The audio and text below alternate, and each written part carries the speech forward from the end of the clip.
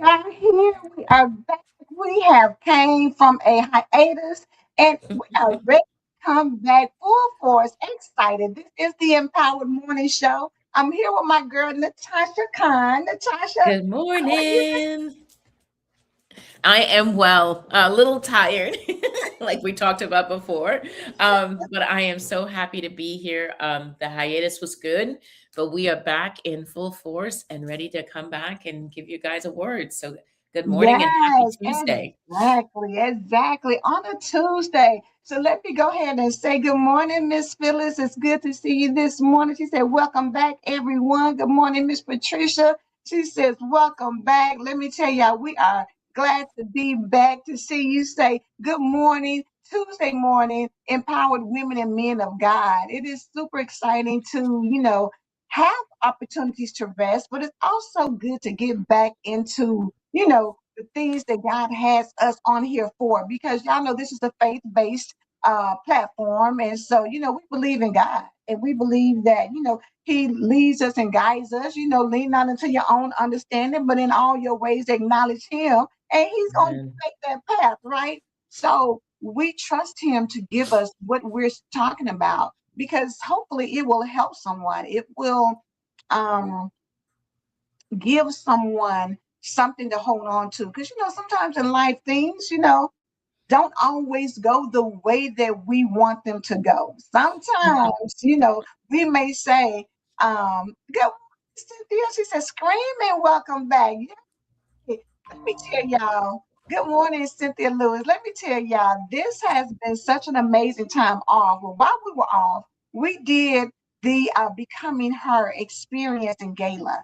And Cynthia Lewis showed up and did her bag later performance, baby, and she shut it down. She did a phenomenal job. It was an amazing event.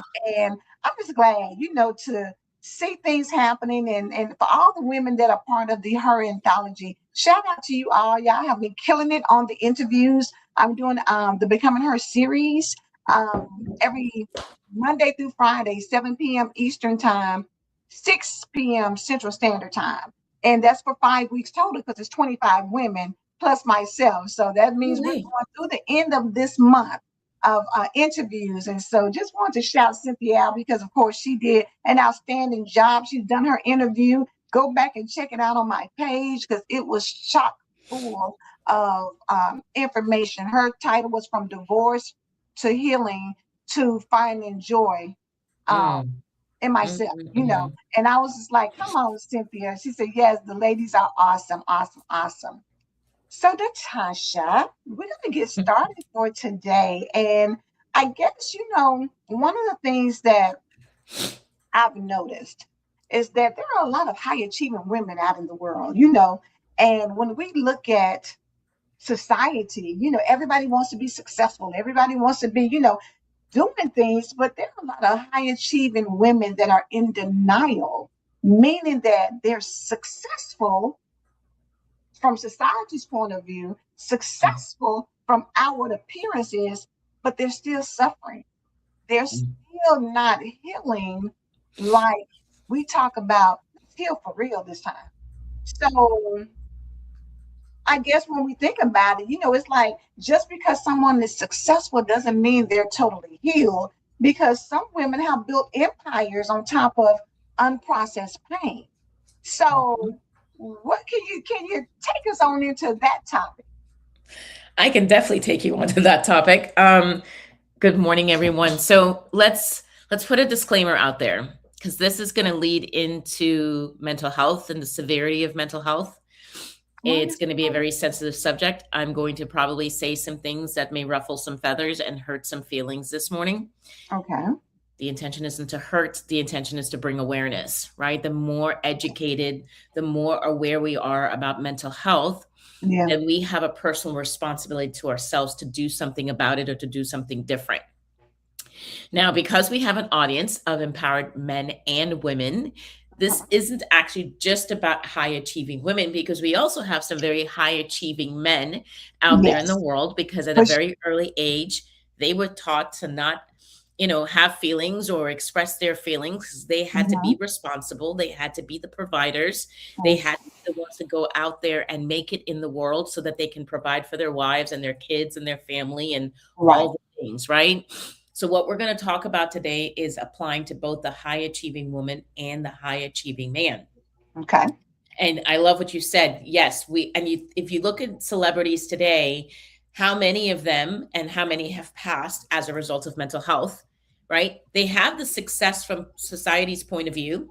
They Mm-hmm. have the homes, they have the wealth, right? Yes. But they Yes. don't have the health and they don't have the mental health. Yeah. And I don't know what it is in our country where we focus on the exterior and how we look and getting the Botox and getting the tummy tucks and making sure we're muscular and making sure we're looking fit and all the things. But the one thing that we should be really focused on, which is our mental, and it's the one thing that in our lives, for many of us, we are not making a priority. So today we are going to get into giving you some descriptors of what denial looks like in a high achieving individual. And Mm-hmm. then we're going to get into how that denial it then leads into depression over time and how depression creeps up on us. And I think I've said this in a couple in our last season, that the same way you have we refer to as a functional alcoholic, you Yes. can have someone who has functional depression, Yes. right? They're Yes. walking around, they're looking fine, they're successful, they own businesses, they're living life and living large, but in the privacy of their mind, they are actually depressed. And we're going to get into some of those symptoms as well, because it's right. A lot of people say that the depression just creeps up on them. And in reality, it didn't creep up on you. There were noticeable signs that you Mm-hmm. were ignoring or choosing to be in denial of, because you're hoping that if I avoid it and if I just don't look at it, then it's not there. Got Right. it. Got it. But the reality is, my feelings toward any situation, my feelings toward any person, my feelings in general is not something that just vanishes. And I always think of a magic show when, when the smoke comes out and everything just Right. kind of Right. Right. disappears. I think that's what we think with our emotions, that as long as I'm not thinking about it, it goes away. And in reality, it doesn't. So, a couple of things I want to get into is what it looks like for high achieving men and women. Mm-hmm. Um, And Natasha, before you get in there, let me put a pin real quick. I want also people to understand we're using the phrase high achieving, and we're talking about, people who are top level doing things, but understand this: in all of us, there is some level of high achieving. You know what I'm saying? Um, and that can be whether you're retired and you're, doing your thing, and I want you to take this with a grain of salt and don't think that it doesn't apply to you because you don't feel like mm, you're at the top of the success level, or you're a CEO of a organization, or you are an entrepreneur or whatever. You can be high achieving, high functioning as a grandmother. You're the one that everybody comes to, and you're taking care of all the kids, or you're a caretaker. You have the same level of doing these same types of functions. So I don't want somebody to say, "Oh, she's not talking to me." Oh yeah, this ain't I about like me that. because I'm Thank not you. high achieving. Because high achieving is relative. Success is relative to, like they said, beauty is in the eye of the beholder. Correct. You may still Correct. be a high performing, high achieving person on a small scale, but everybody in your family, you're the go-to person that they depend on, they rely on, come to you for the advice or the assistance or whatever it is. So don't discount this information because you feel like, oh well, girl, they don't that ain't for me. It probably is. Yeah, I love that, Angela. Let's throw in there overly functioning then. So you're high achieving, overly functioning. So if Yes. you Okay. don't think you don't fit in the category of high achieving, but you're still overly functioning in Yes. life, in Good job. any Good. Good. area Good. of your life. I really appreciate that because again, we say something and the immediate thing is people go into these sort of categories. Oh, she's Yeah. not talking about me. Oh, girl, that That ain't doesn't. me. Because when you talk about addiction, the first thing you said, girl, child, I'm not addicted to nothing, baby. I'm not taking no pills. I'm not. I'm Uh-huh. not doing any drugs. I'm not. And you don't realize that addictions are throughout your entire life. There's something that you go to soothe your whatever. For me, it's Coca-Cola, babe. I get me a Coca-Cola and it makes me feel like everything Lights is up right your in my world. world and I can start doing what I need to do. So yes, it's always a grain of salt to apply to everybody in something. Absolutely. Mental health is an addiction. And when you really get into acute mental health, we start talking about personality disorders. There's behavioral addictions. We're just uneducated, Yeah, uneducated. And that's why I yeah. love this platform and the show because we get the opportunity to bring the education. So, yeah, I do encourage everyone to have an open mind and an open heart. Mhm. And it's something that you can learn because what this comes down to when we talk about denial, we're talking about our avoidance to looking at the reality of something, Yeah, whatever it is. And we've all had a moment in our lives, each and every one of us, where something occurred in our lives that we really didn't want to look at, even right in that moment. absolutely. That usually typically comes with the death and the loss of somebody, Mm-hmm. or Mm-hmm. in a divorce, right? I'm Mm-hmm. sure Cynthia can relate to this because I'm a divorcee as well. Me Whether you too. want the divorce or not, right? The Mm-hmm. fact that you lost that, now you have to look at that pain. Right, And to look right, at that pain requires you to feel that pain. right. Who wants to Exactly. feel pain, Who wants to right? feel pain? And even going back to that, who wants to take accountability? Because a Mm, lot of times we have things that happen in life, whether it's a divorce, and a lot of times you can put actions on somebody, but at the end of the day, it takes two. You got to be absolutely. accountable for your part in what happens. You may not have played the main character, but you were a supporting actress or actor. Mm. You got to think about it. When you get fired from a job, sometimes, it's not always, oh, they just have to get me. Sometimes, you were showing up late. You weren't doing you know what I'm saying? We have to take accountability for the contributing factors that we we we bring always in. play a role, right? And whatever Mhm. the outcome is, there is a role. And I love when you say that because and I'm sure we'll come back to this later. So as Angela said, this is a faith-based platform. We know God, we believe in God, we love God. How many of us will say, God, I'm praying and God will do this for me and God will do that for me and God will cover me? But you have to do your part. And that is something that Right. I remind my clients all the time, right? Yes, when you seek God, God will provide, but it requires you to take an actionable step. You're not just going to sit in your house and sip on some tea or coffee, a beverage of your choice, and just wait for God to just download it all or deliver it like the FedEx guy to your doorstep. That's not Right. the way that it works, right? There is work to be done in ourselves. There's characteristics, there's flaws, or defects of character that God needs to turn over in us, but we have to be aware of what that is in order to turn that over to God. And if you're in denial about your own reality, if you're in denial about your pain, then what are you really going to God with?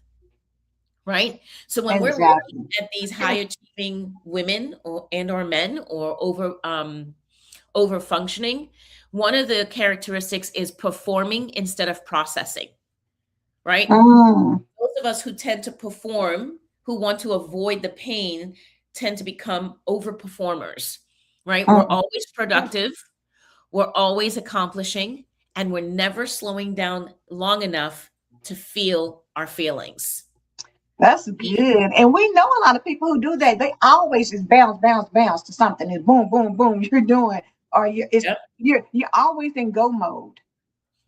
And the Always reason in why go mode. the reason why you're always in go mode is If I'm busy and staying distracted, there will be no time in my day for me to have to think about the way I'm feeling.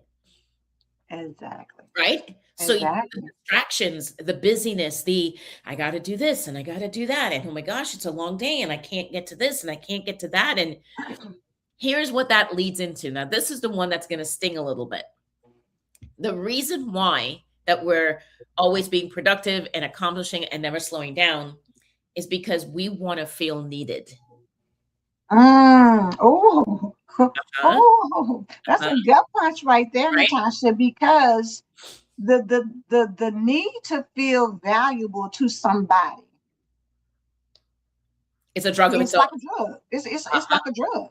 Yes, When ma'am. people feel like, you know how they say Captain Saver, everybody wants to go out and save somebody. They want to be, needed. They want you to calm them. They want to fix everything. They want to, be the one, the go-to guru that Mhm. everybody can come to, because there's a void in you somewhere that this Correct. need, being needed, fixing everyone, feels that void for When you. you talked about drinking that Coca-Cola and how it just kind of lights you up on the inside, Hmm. that's what doing for other people does for an individual. So I'm going to go ahead and deny my feelings, and I'm going to go over here and stay busy overachieving and overly functioning and overperforming and keeping myself busy because this makes me feel better about myself, right? So Even when you're in you know what, it makes me think, Natasha, when they say you need to fill your own cup before you pour into somebody else. But mhm, 9 times out of 10, for a lot of people, your cup is empty. You're exhausted, but you're still showing up for everybody else. And you're not even acknowledging the fact that you're about to fall over from the excessive weight of carrying on everybody else's problems, trying to save them, trying to fix them, trying to make sure they're good, trying to do all these things while you are over here running on E. so in the spirit of God, what are we really giving people? So we're saying that we are servants of God and we're going out to serve somebody. But if you're saying, and I agree with you 1,000%, that I am pouring from an empty cup because I Mm-hmm. am too busy and don't have time in my day to to go back to the Lord and allow my cup to be full, Mm-hmm. what are we really giving people? If your cup is truly empty, what you're offering is a facade. What you're offering to people is Yes. an illusion, and it's not even the real you. See, this is where healing gets scary, and this is where people start to run from themselves. But one of the things I learned in my own healing journey that in order for me to serve God wholly and fully, I had to bring all parts of myself. I had to bring Mm-hmm. all portions of myself. I had to bring the parts of me that I didn't like. I had to bring the parts of me that self-sabotaged in life, right? And like you said, I had to take accountability that I was, I tell people all the time, I wasn't addicted to the drugs and alcohol as much as I was addicted to feeling needed and feeling valuable. I needed to feel valued because in my early childhood years and the things that I've gone through, if you've read my book, Getting to the Root of It, right? Mm-hmm. You learn that I didn't feel valued as a child. I felt abandoned. I didn't believe that I was important enough and I was of value to my family system.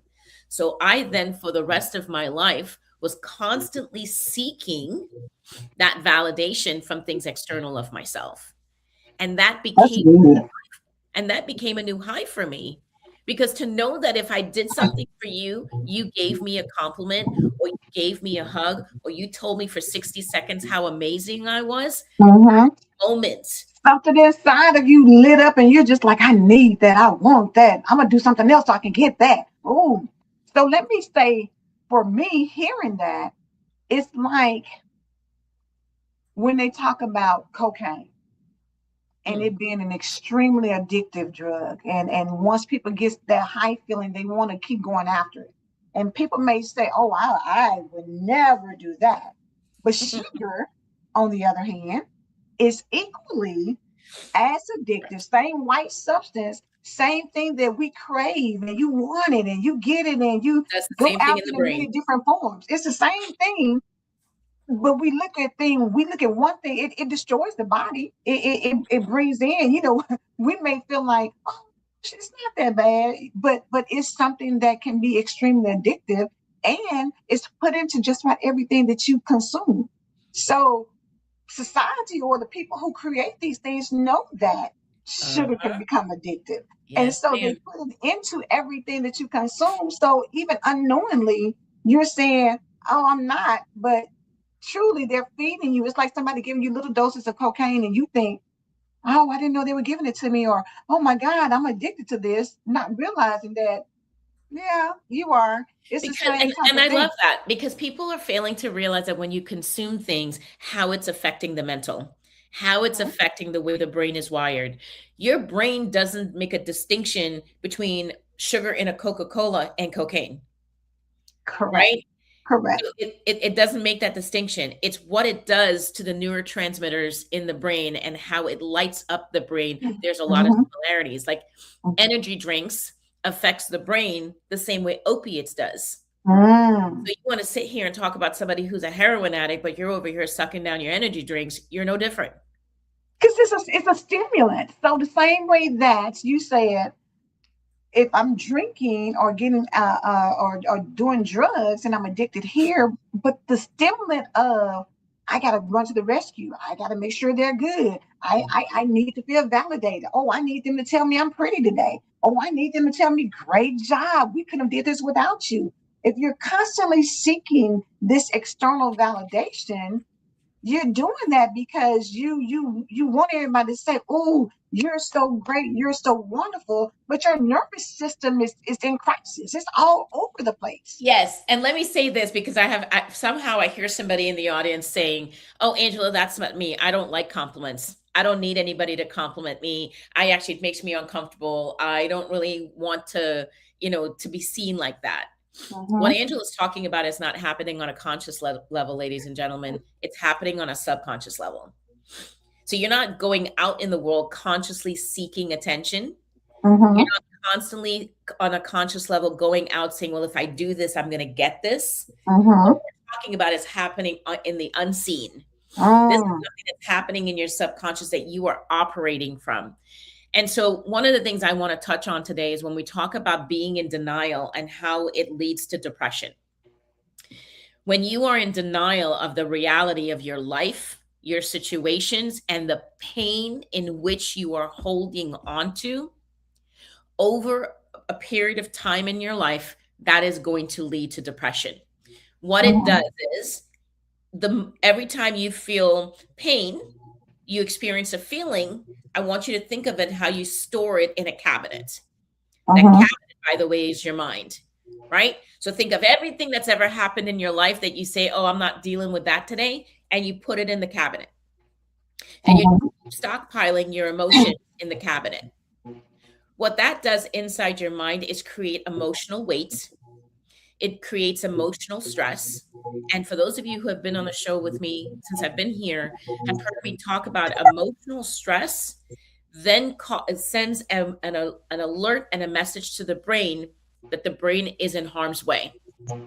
And when the brain feels threatened, the individual's brain actually goes into survival mode as a means to protect them. Right? mm-hmm, So I say this all the time. If I now am emotionally stressed, my brain says that it's being threatened, it's in harm's way because of all of this emotional overload that I'm holding onto, and pretend mm-hmm, it doesn't exist. My brain goes into survival mode. That means that I am functioning in the world, follow me carefully, I am functioning in the world, making major life decisions, going to church, going before God, ministering to other people, serving unto others in the survival part of your brain. In the survival part of your brain, there is no logic, there is no reasoning, there is no clear rationale. You are not making healthy decisions. Your brain mm. is distorted, and you don't know how to regulate emotion. Woo, I told you. that's heavy. That's heavy. And you know what? It makes me think about, how people say, they're surprised at high functioning individuals because they don't look like what they're going through. There's a difference between, in the Bible, simply said, wow, exactly. There's a difference in the Bible where it says, you don't go out here and fast and make yourself look all broke down and everything for people to ask you questions. You say, oh, well, I'm fasting for God or whatever. That is Mhm. a private experience, right? Right. This is different because what happens is you look the part, but you're really a dressed up mess because Mhm. internally you're operating on autopilot. You're not even recognizing that you know how they say, when you have your cell phone sometimes, it can overheat, you can feel it getting Mhm. hot or whatever. It can be dangerous, when you get into situations where you're overloading the capacity of your mind and your body to handle things. I'm gonna go back up to Mrs. Doris's comment. She said, I realized that I allowed my past verbal and mental abuse to stop me from using my voice, and I was scared of speaking up. That freed me once I faced it. Amen. A lot of times we go through situations that we push down because we don't want to face it. You've been told many times negative things about yourself that you don't want to deal with. You've experienced things that were traumatic that you don't want to have to deal with. And as you continue to pile, internally, that has to come out some kind of way. Well, the way that it's going to come out is obsessive, compulsive, impulsive, manipulative. Why? Because these are behavioral instincts when we go into survival mode. See, that's what people fail to realize. We're so quick to sit here and look outside of ourselves and want to judge everybody else, Mhm. right? But what we're not realizing is that when you ignore parts of yourself, over time, your brain isn't operating and functioning in a healthy way. Again, you are not thinking from the logical and cognitive part of the brain. You're not thinking from your prefrontal cortex. Right, That right. means, so when we are instinctual, we are reactive. So if you're operating from the survival part of your brain, you're constantly reacting. That means your brain doesn't press pause to stop and think how you might be feeling or even empathize about how the other person might be feeling. And you're Mhm. just going and you're just doing and you're just trying to get quote unquote it done. Ladies and gentlemen, that is not healthy, right? We've got a lot of Mhm. people running around in the world that are depressed and pretending that everything is okay. And then 2 days Mhm. later, we're reading an obituary on the news or on our social media page. Right. And you're like, how did that happen? Because we are not creating a space where people can talk about what's going on with them. And I'm not talking about that there aren't platforms out there. I'm talking within our own family systems. We are Mhm. not creating space within our family systems to say, you know what? This is a lot right now. I need to take a minute or I need to take a breath. And Right. a lot of Right. us have this hyper independence. We develop a hyper independence, and that Yeah. again is rooted in unresolved trauma. I hear so Mm. many people, and I was guilty of it myself, that used to brag about, oh, I'm Miss Independent. And I used to be proud to call myself Miss Independent. Oh, Actually, I got this. Oh, I'll do it. yeah, I don't need anybody else. When yeah. you are so hyper into, you're the only one that can make it happen, and you don't allow anyone else to help you. The reality is that's the fear of vulnerability. You don't want to be vulnerable, so you start doing everything yourself because you don't need anybody. You're Well, me. that includes God too. See, people We don't don't want to speak say about that. it. Yeah, people don't speak about it. But if I am going to step into that mode that I got this and I don't need anyone, then I'm taking the lead. I'm taking control. I don't need your help and I don't need your help. Here's the thing, and I see it with my clients all the time. They're like, Natasha, I pray. That's great. But do you sit long enough to meditate and listen for the Holy Spirit? Yeah. And a lot of them will say to you, well, no, as soon as I got done praying, I had to get to work. So, how do you propose and how do you plan to hear what God has to say for you to you if you don't sit long enough to hear the word come back to you? Mm-hmm. Mm-hmm. Right? So we're And sitting here sometimes it's begging not an people. immediate transaction, because we want to put God on the little microwave, oh, let me give you 7 minutes, God. And if I don't get nothing in 7 minutes, I gotta go. I don't have I time to gotta sit here and wait for the revelation. I mean, what we doing here? get. I need this right now. Because the reality is sometimes God needs you to sit with something for a moment in order for it to come to you. It's not that he can't do it quickly, but sometimes you need to marinate on what has been going on, how you've been dealing with it, how, what I'm saying, it has impacted and affected your decision and choices. And sometimes that requires you to put a pause on it. You know how we can say, oh, well, I applied for this job. I'm expecting them to call me back any day now. And it may take 2 weeks, 2 months. It may be on down the line, but we want a response right now. As soon as I leave from the interview, I need y'all to call me when I get in my car and let me know I got the job. I can't be going home waiting to And stress if I out and don't worry. get that, and if I don't get that phone call, oh man, I'm not getting it. And you're like, and you know this how? Exactly. See, It's that instant Doris, gratification. exactly. Doris said becoming her was a process, and my mental health was a big part of it, and I still continue to put it in check. Your mental health is everything. You cannot truly become her. You truly cannot know your identity and be your authentic self and to serve our high God and serve his purpose without knowing who you are inside and out. It Right. has to start with your mental health. This idea that mental health is this thing, this pariah, or this thing I'll get to drives me absolutely crazy because the same way that I need my heart to be healthy to function, I Mhm. need my brain to be healthy to function. Yes, This concept absolutely. And we take it for granted because you know what, Natasha, the reality of life is that people pay attention to diagnosed things. You know what I'm saying?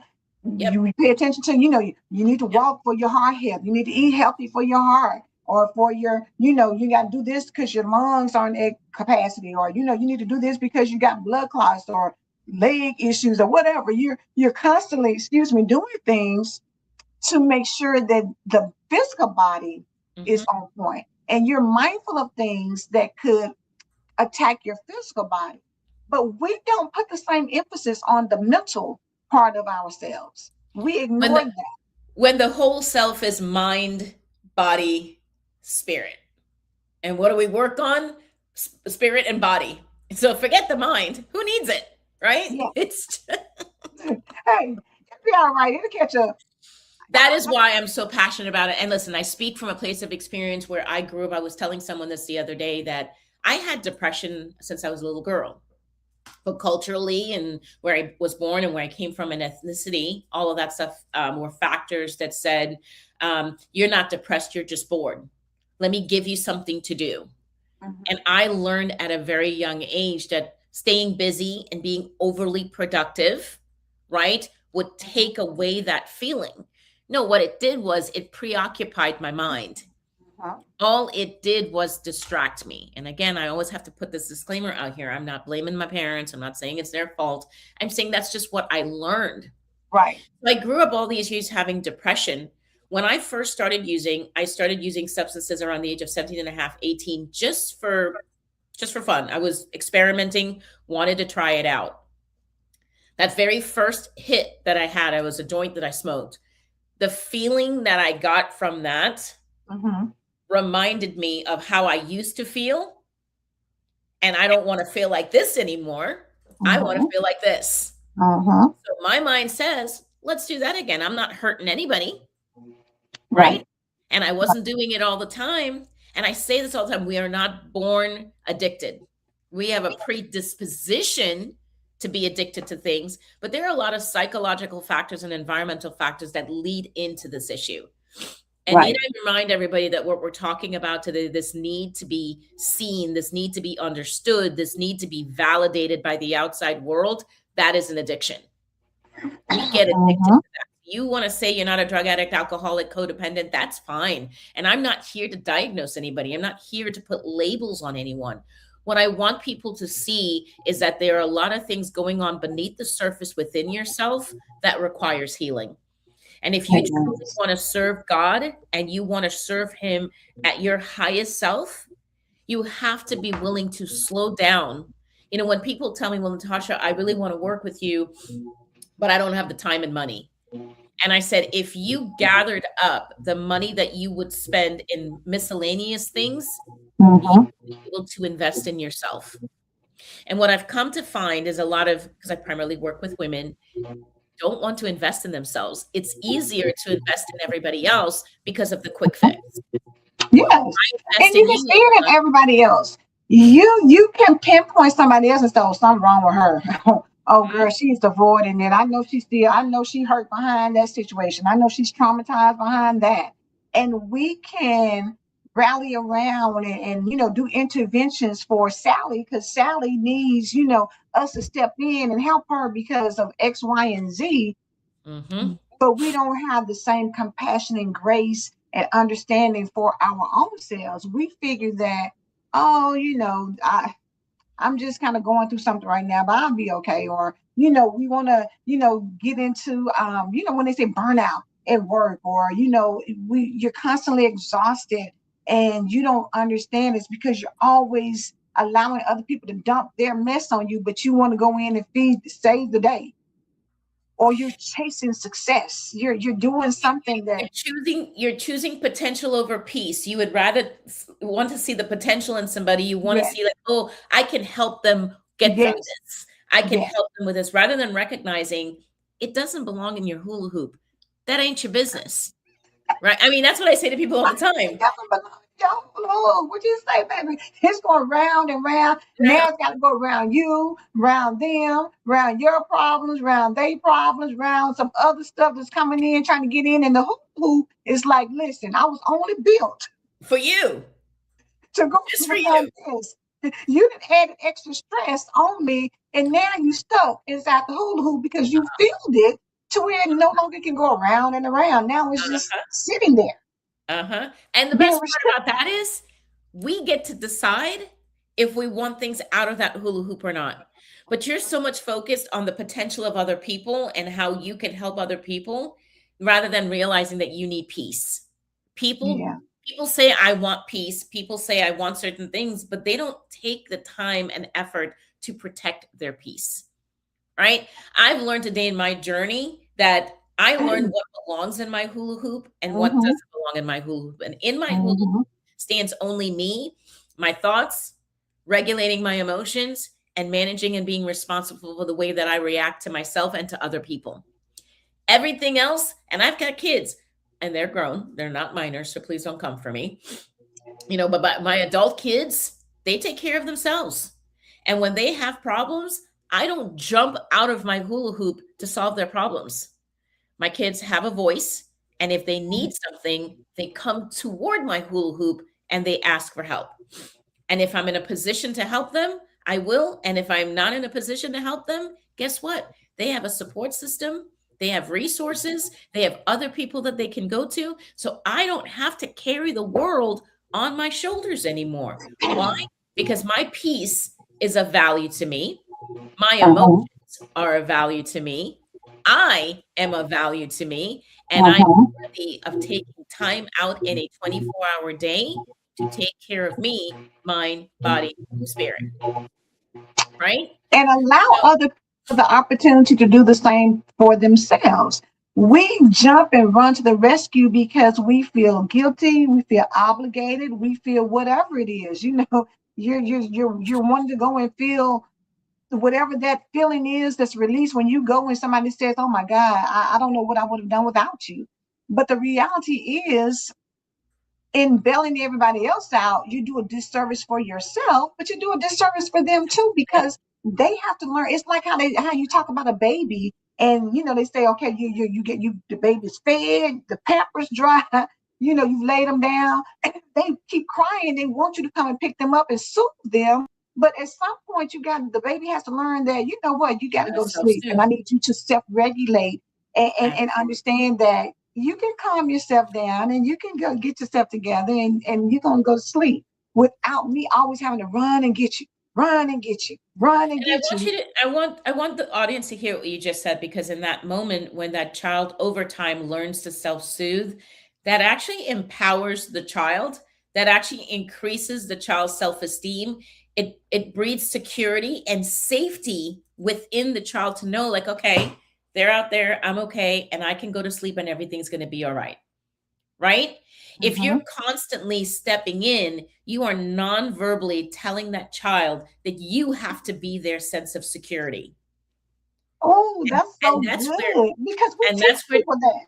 We teach and that's people. so when you think about dependency, that's where dependency starts. It's not in the drug. I'm actually depending on you because you have taught me that you're the only one that can provide safety and security for me, and without you I am not going to survive in this world. So the minute that you're not around, the minute that you're not able to provide safety and security, imagine what that child is feeling.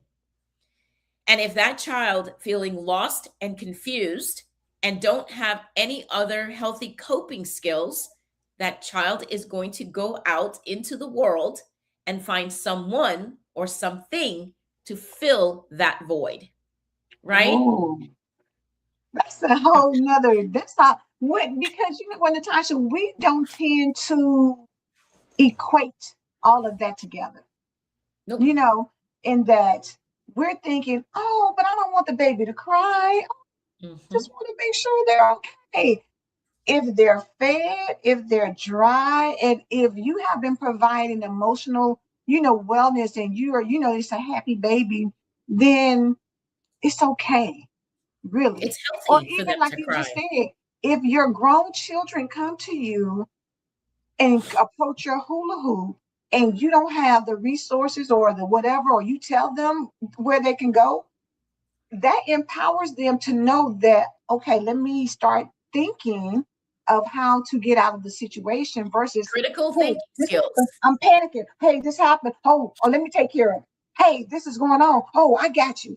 Mhm. We're so quick to just jump in, but what happens is you breed a society of people who don't know how to handle situations.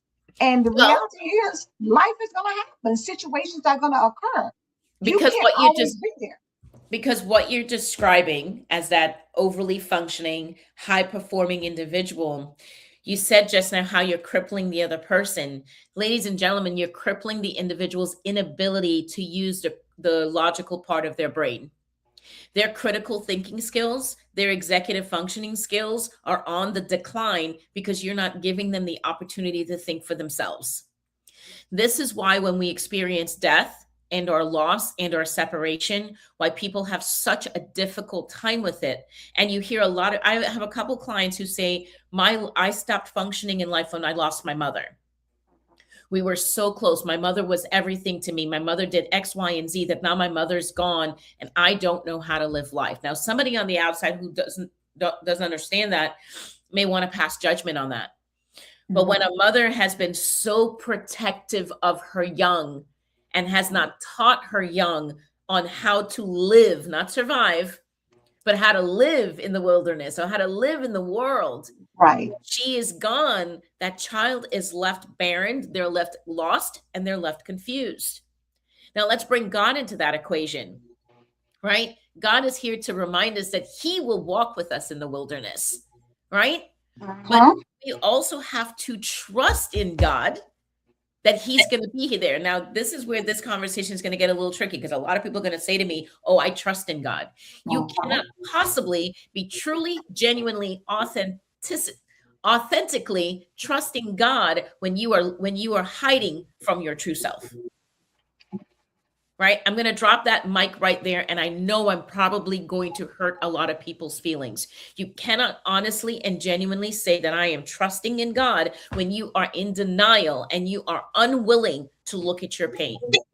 Oh, The only way that God's going to be able to heal that pain and suffering, you have to be able to be aware of it to bring it to Him.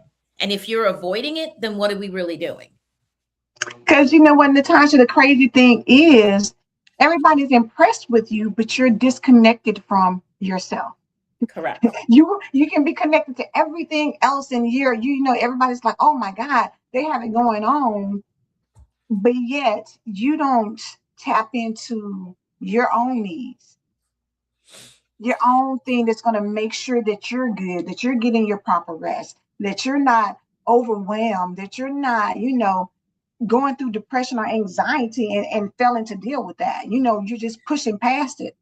Well, the reason why we're pushing past it, I'm going to list a few things of why we push past it and why we don't even give it a second thought, because we normalize burnout.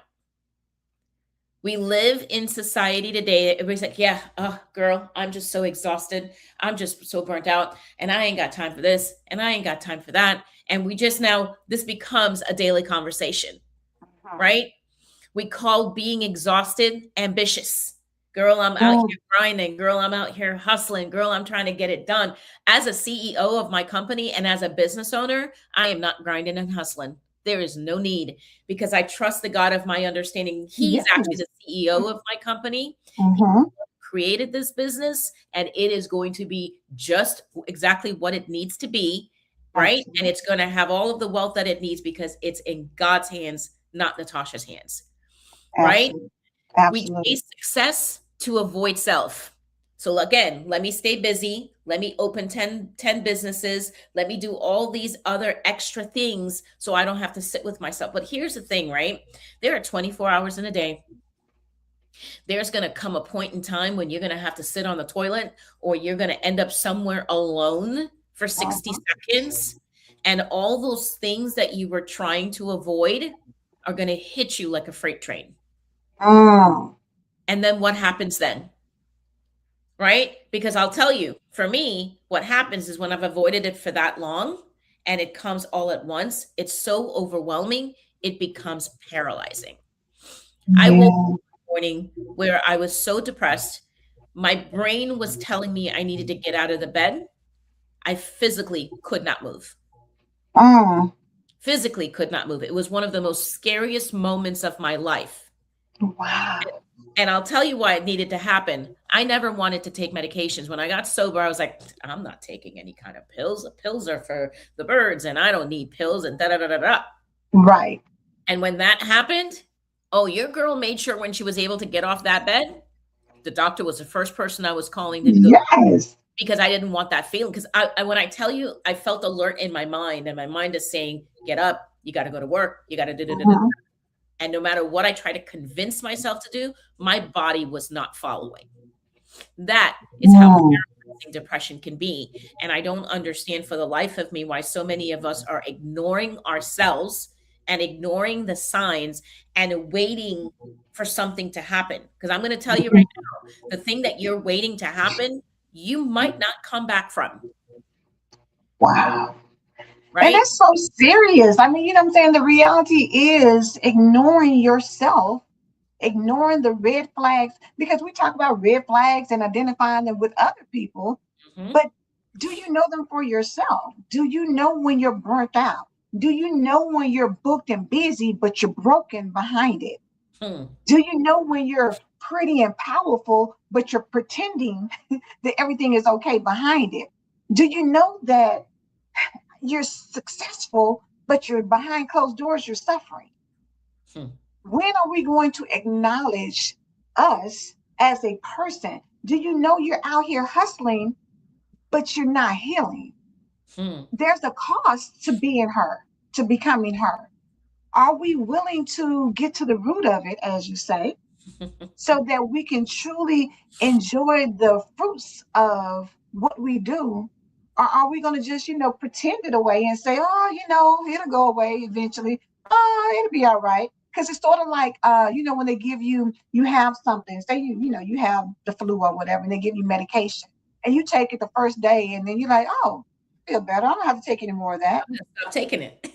I'm gonna stop taking it. But you haven't really healed. You just masked some symptoms that made you Uh, gloss over to think you're okay. And then you go back and then you wonder why 3 or 4 days later or a week or two later, you feel like a ton of bricks is sitting on your chest and you can barely breathe and you're running a fever and all that because you didn't really handle the situation. You and just then kind of, those antibiotics didn't work. yeah, because you decided to take them one day. You didn't need them to take it to the bottle was empty. You was like, oh, I'm good. Oh, I feel better today. Let me go on and do what I gotta do.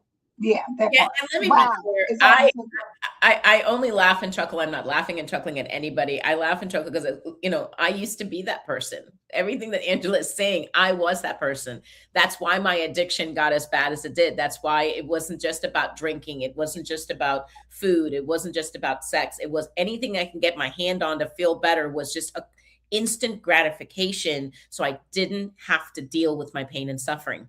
Mm, But when I finally surrendered to God, He says, I need you to put everything else down and I mhm, need you to look in the mirror and I need you to face your pain, right? He needed me to see myself for who I really was, the good, the bad, the ugly, and everything different, indifferent, and be able to take that to Him so He can show me what He can do in me, right? And show me how He can turn me around and create the person that He had destined for me to be. So this whole idea of ignoring your feelings and making sure you're meeting other people's needs first, and this concept of I don't need rest right now, I'll rest later. Who are you really doing that for? Because coming back to the whole, pouring from your cup is empty. Your right. cup doesn't even have a Look, drop. you turn down, nothing's coming out. The joke is dry. Correct, like bone dry, right? Yes. So we really have to recognize that this is going to sound hurtful, but it's delusional thinking. And that delusional thinking is a Mm, symptom of depression, right? yeah. The over Yeah. functioning, the overperforming, that actually is a symptom of depression. See, everybody thinks depression is about the isolation and withdrawal, and that is, but you also have it on the other side of the spectrum, right? And what happens is after exhausting yourself from overly giving, overly functioning, overly performing, you're going to go from one extreme to the next where you go into withdrawal and you go into isolation and you don't Yeah. want to talk to anybody, you don't want to see anybody, you just want Mm-hmm. to be left alone. And I'm going to tell you Exactly. my personal experience, that is not a place that you want to be, because when you get there, a lot of people will say, well, the enemy's on attack, and I have no qualms about the enemy possibly attacking us, but you have to also understand how you got here. You Yeah. didn't get Yeah. here by happenstance, right? Right. You had Right. been out here paying attention to everyone and everything and not paying attention to yourself, and you slid down a very slippery slope, Yes. right? So Yes. I hope that today's conversation awakens us, and you share this with your friends, you share this with your families, you just share it out on your social media page, because I think there's too many of us that are walking around in the world that are thinking that hiding our emotions or operating without emotion is healthy, and in reality you're not really living, you are Uh-huh. surviving, Absolutely. And, right? and have the conversations, because the reality is your feelings are valid. Your feelings are your feelings. What has happened to you in your life is what has happened to you. And sometimes it requires conversations. And once you release it, it gives you an opportunity to start healing and start dealing with whatever it is that has caused you to be in anxiety or caused you to, experience depression. But when you don't deal with it, you can't heal from what you don't reveal. You got to be able to tap into something or talk to someone who you can share these things with so that it no longer holds you hostage. Because the reality is, when you're dealing with a lot of emotional distress, that's a heavy feeling. Like it feels like something is on your chest. Like when you downplay how you feel, when you don't talk about it, when you keep on going like an energizer bunny, but at the same time, there's something just sitting here that needs to be dealt with. That not only is an emotional burden, but it's heavy on your body, and it will come out in other ways physically if you don't handle it. Agreed. And I want to give everybody a gift on the other side of what Angela's talking about, handling it. There's emotional freedom on the other side of that. Because I'm sure there's somebody out there saying, well, why do I need to look at that? And why do I need to face that? And why do I need to feel that? So you don't have the emotional burden anymore. Let me tell you, emotional freedom, you can't put a price tag on it. You Cannot. cannot put a price tag on emotional freedom, because I get to walk freely. I get to trust and walk in faith and just let God lead my life. I don't need to control. You know why I don't need to control anymore? Because I don't carry fear. I don't carry fear. I don't carry worry. I posted yesterday on social media to be a warrior, not a worrier, because there's a Oh, difference, there's a right? difference. And There's a I difference. can be a warrior for God because I no longer need to worry, because everything that I need to live in this world, my God will provide for me. How do I know that? Because I have learned to let go of my past. I've learned that my past does not define me. I learned that my worth and value isn't in the things that I do, but in the God that I serve. And there's a huge difference in knowing your worth and where your worth lies. So we hope today that the information and the education, it brings not just a level of an awareness in each of you, but awakens something in you that says there's work to be done here. I'm no longer Mhm. going to hide from myself. God loves me.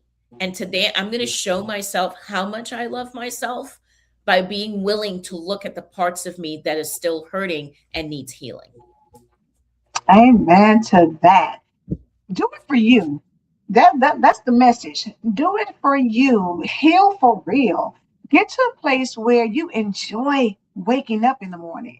You're grateful that God woke you up, and recognize when you need rest, and know that it's not weakness to say I need to rest. It's not weak to say I need to put me first. It's not weak to say I need to make sure that I'm good before I'm out here trying to make sure everybody else is good. In actuality, that is really honoring God when you honor yourself. So Amen. let's normalize. Go ahead. Let What me you let me got? chime in really quickly if I could. So what you just said, if taking care of me, mind, body, and spirit is honoring God, right? Mm-hmm. And I don't take care of me, mind, body, and spirit, then what am I teaching the people that I'm serving? That part. Right? What am That I part. teaching people? I'm now teaching the next generation or anybody that I serve that taking care of yourself is not important. Taking care of yourself, not a value. So now the person that you're serving, they start to heal and they rise. But here, Mm-hmm. now what? They're going to stop taking care of themselves because you just taught them that taking care of you is not of worth and not of value. So now we Exactly. just create this pattern of people that are not honoring God. Mm-hmm. I'm going to leave that there for today. I'm gonna look. She's gonna drop the mic right there. This is such a an empowering conversation, because we do need to understand that you matter. Mhm. You matter not just in physical health, not just in your spiritual, but even in your mental, because God Right. created all three. And so you want to make sure that it all is in alignment. Miss Phyllis said that's deep, Natasha. And it's something to think about, because a lot of times we gloss over all of that for the sake of saying, we're out here doing and serving and being and helping other people and making a difference and being the change we want to see. While behind closed doors, We're not. we're depleted, we're drained, we're suffering, we're struggling, we are not at peace. And that's not what And God has called us for. He didn't call us he to be did in the suffering and the struggling and the depression and the anxiety and exactly, that's not how he's asking you to show up for him, right? exactly. I know this was a heavy conversation today, but it's a Yeah. much needed conversation. And I pray that we Yes. spread the word because I think there's so many people out there in the world, young and old and everything in between, that needs to hear this and know that we love you. And I Yes. agree with Angela that you matter. Yes. You are worth it. You are of value.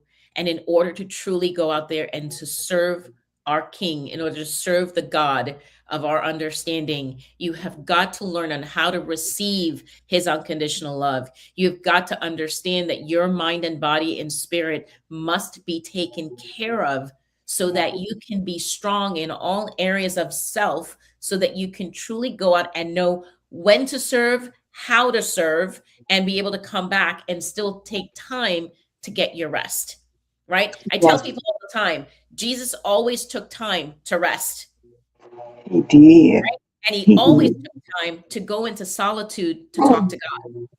he And did. if Jesus could take time to go talk to God and Jesus could take time for rest, why can't we? Where Why can't in we? the word did it say that we weren't supposed to?